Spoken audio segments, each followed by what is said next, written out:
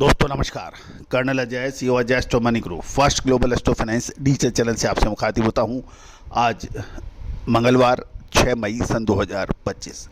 दोस्तों आपको याद होगा हमने आपको मार्च महीने में अग्रिम विश्लेषण देते हुए कहा था कि मार्च महीने के अंतिम सप्ताह से कच्चे खाद्य तेलों में तेज़ी की प्रबल संभावनाएं बन रही हैं। साथ साथ अप्रैल महीने में शानदार, मार्च महीने के अंतिम सप्ताह से अप्रैल महीने के प्रथम 8-10 दिन शानदार तेज़ी बनी। और यदि आप हमारे चैनल पे शो देख रहे हैं, लगातार देख रहे हैं, तो अप्रैल महीने के दूसरे सप्ताह के आसपास से हमने आपको एक तीसरे सप्ताह के आसपास से आपको कहा था कि समय पे मुनाफा वसूली अत्यंत आवश्यक है। और उसके बाद देखिए क्या हुआ।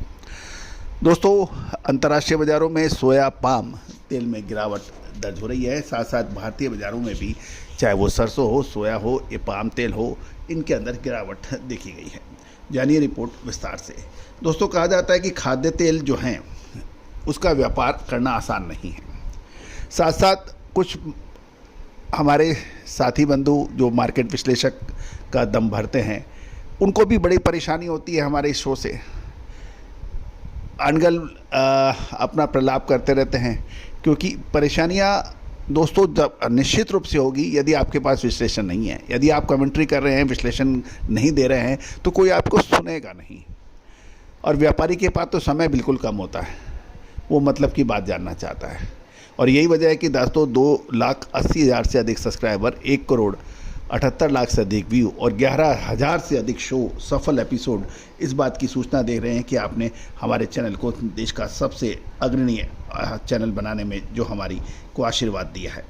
आज के एपिसोड में हम चर्चा करेंगे सोया ऑयल के वायदा बाज़ारों में जो गिरावट की रही, कुछ महत्वपूर्ण कमोडिटी फंड्स ने क्या रोल अदा किया, साथ साथ क्रूड ऑयल का क्या रोल रहा, अमेरिका की सोयाबीन की बिजाई के ऊपर भी चर्चा करेंगे।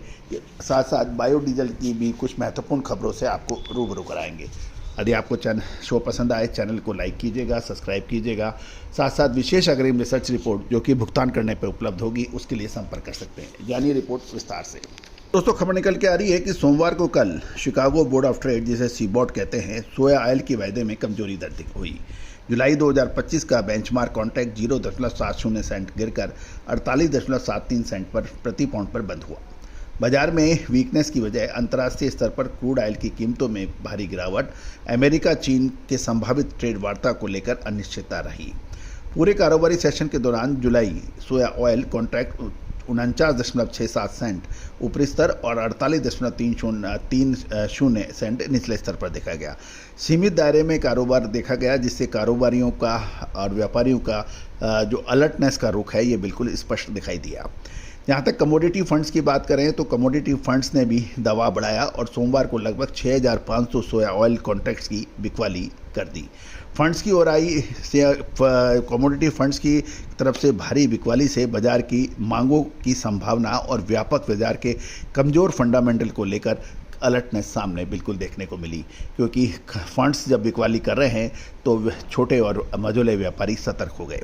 साथ साथ इस गिरावट में क्रूड ऑयल का भी एक बड़ा योगदान यानी कंट्रीब्यूशन रहा।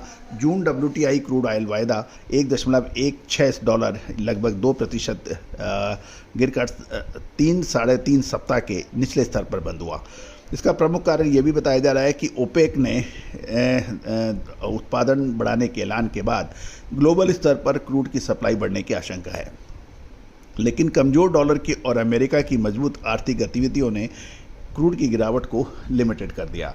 दोस्तों हमने आपको ओपेक का भी जब ये क्रूड ऑयल की प्रोडक्शन बढ़ाने की पर डे की बात की थी, उसको भी हमने आपको सबसे पहले प्रमुखता से आपको बताया था। आप हमारे चैनल पे वो एपिसोड है, उसको आप जरूर देखिए। अमेरिका में सोयाबीन की बुआई के पर भी सोयाबीन के दाम उतार चढ़ाव प्रभावित कर रहे हैं।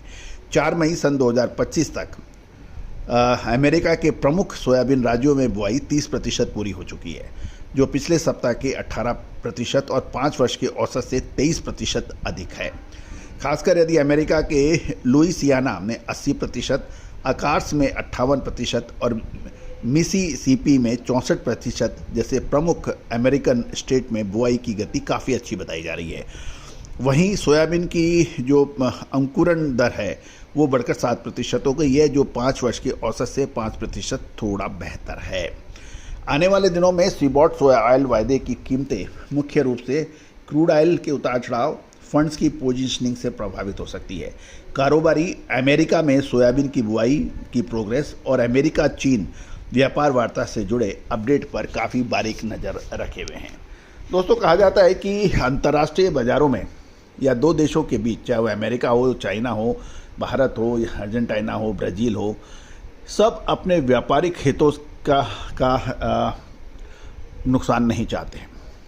और अक्सर कहा जाता है कि जो बड़ी लड़ाइयाँ हुई हैं उसके पीछे मूल मकसद व्यापारिक इंटरेस्ट क्लैश होना है। आप देख सकते हैं कि डॉलर की सुप्रीमेसी को बनाए रखने के लिए काफ़ी युद्ध देखे हैं विश्व ने। कोई भी आपसी लड़ाई जब तक आर्थिक मामले में बहुत ज़्यादा नुकसान या फ़ायदा नहीं होता है, वो दो देश आपस में लड़ते नहीं हैं। तो दोस्तों, तो इकोनॉमिक्स का रियल नियम ये कहता है कि आपस में टकराव, धमकी, आरोप प्रत्यारोप, काउंटर थ्रेट, ये सब व्यापार के एक हिस्से माने जाते हैं यदि आप बड़े स्तर पर देखे जाएं। तो वही अभी अमेरिका और चाइना के बीच में चल रहा है। ये तो निश्चित है कि आज भी चाइना के पास अमेरिकन डॉलर की सबसे बड़ी भंडारण है।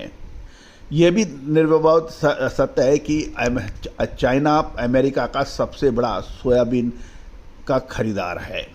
ये भी निर्विरोध सत्य है कि चाइना का सबसे बड़ा बाजार अमेरिका माना जाता है। जब दोनों के हित हैं तो बड़ा मुश्किल है दोनों आपस में लड़ें, ऐसा हमारा मानना है। All the very best, good luck.